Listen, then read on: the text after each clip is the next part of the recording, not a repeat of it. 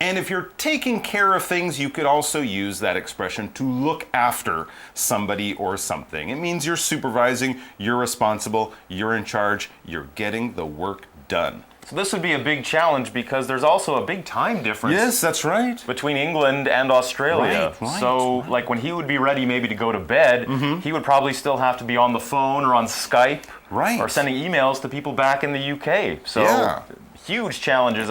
I'm sure he's not getting enough sleep. In fact, we learn he sometimes works over 20 hours a day. Wow. I thought people in Taiwan were busy. Wow, he's working a lot. And that's 20 like hours. 30 hours a day in Australia, right?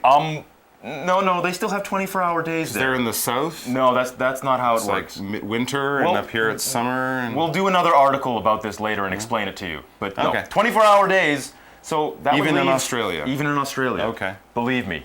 And so that leaves only, by my calculations, 4 hours. 4 hours for sleep. And surfing and koala hunting. And chasing kangaroos. Boxing. Kangaroo boxing. All that other good all stuff. All those great Australian pastimes. Running away from snakes. Meanwhile, his staff must deal with new dishes, a bigger space, and personal conflicts. Oh my gosh. So these are many of the things that are happening there in Australia. Of course, the staff, that's the workers in the restaurant, are dealing with new dishes. They're making some new food for their Australian customers. So some of this is sort of new and unfamiliar. Everyone has to learn their job. A bigger space, so it's a much bigger restaurant they're working in, which leads to problems organizing things. You know, hey, my pan isn't there. Where are the bowls? Oh my gosh, the glasses are a mile away. So they have to deal with that. And as always, when you're working with big groups of people, there will be personal conflicts. A conflict is basically a fight, an argument, when two people aren't getting along, when they're having some kind of conflict. Personal means it's between people. So that, you know, one chef is angry at the other chef. Everyone's tired. Everyone's stressed. People get upset. They say angry words. And Heston has to come in and say, hey guys, come on, we got to work together as a team. We also saw the adverb there at the beginning of the sentence, meanwhile. This is a great adverb when you're telling a story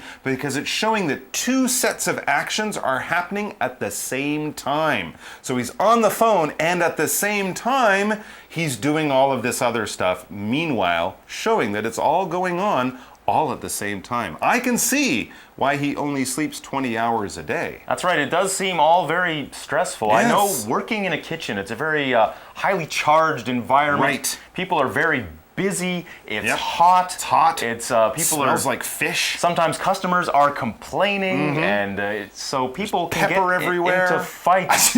There's salt and pepper and spices and jeez. Yeah, it's a very highly charged. There's a lot of conflict. True, but if you get sad, you can just eat French fries. That's true. You can eat your way to happiness. Well, next it says, luckily, all the hard work pays off. Ka-ching! Yay! If something pays off, it means you put effort into doing something and you have success. It worked. It worked out. So if you work hard, it will pay off. Now this can mean literally, as in you will earn money from it. You will get like a nice big paycheck at the end of it. Yes. Or it can just mean that you have done something That's successfully. It doesn't necessarily have to be about money.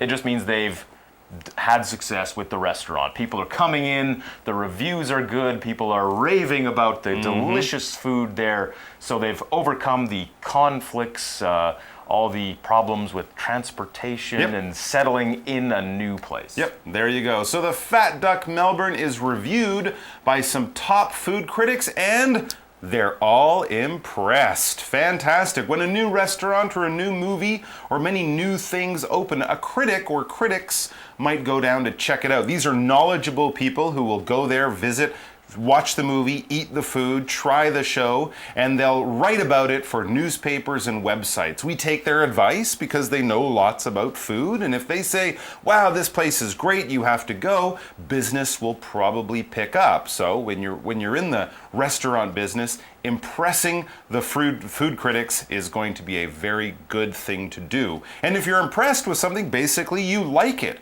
You've gone there, it's been as good as you expected, maybe even better. You're like, wow, that was really good. And of course, you'll probably tell your friends about it too. So again, yes, if you're making a movie or a show or a restaurant, impressing people, especially critics, is a very successful thing to do.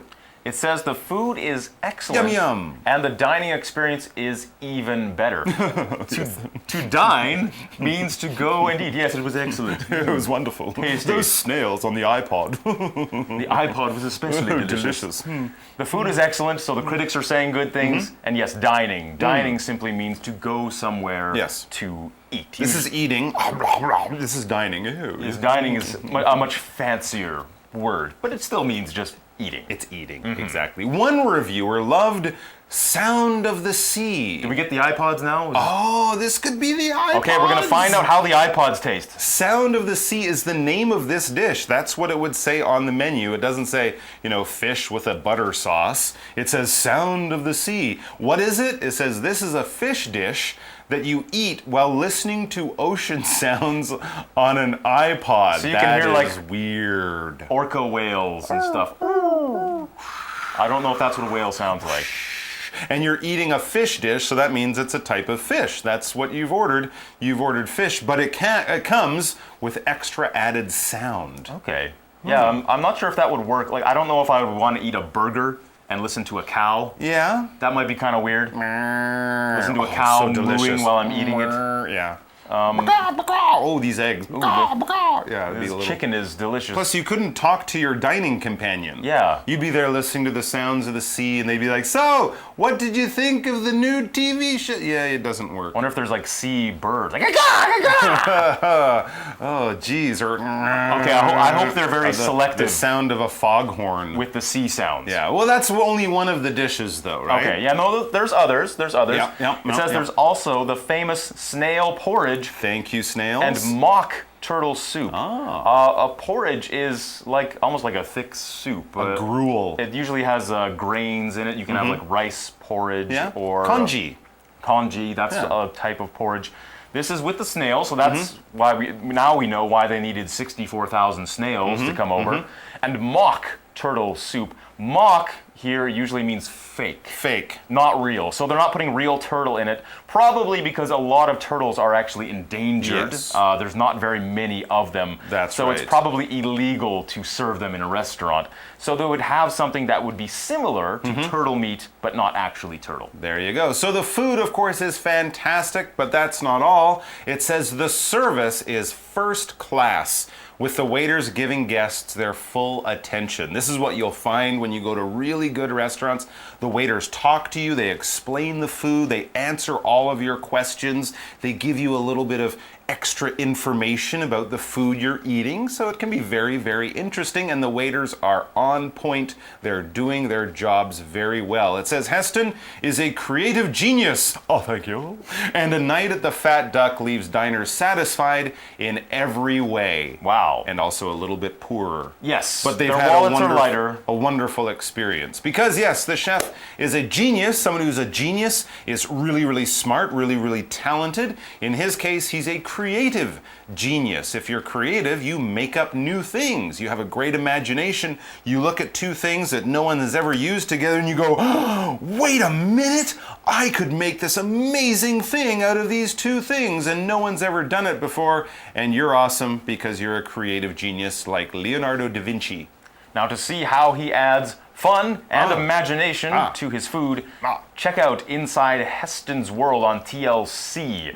Imagination, you just mentioned this word. If you have a good imagination, it means you're good at imagining things. You can picture things in your head. You can get a lot of interesting ideas, in other words, like putting an iPod with your seafood dish, yes, for example. That's right. That requires a lot of imagination. So you can check out the restaurant if you're in Melbourne and you manage to get a table, or you can just check out the TV show on TLC. Cool. We're almost out of time for today. Before we go, let's have our For You chat.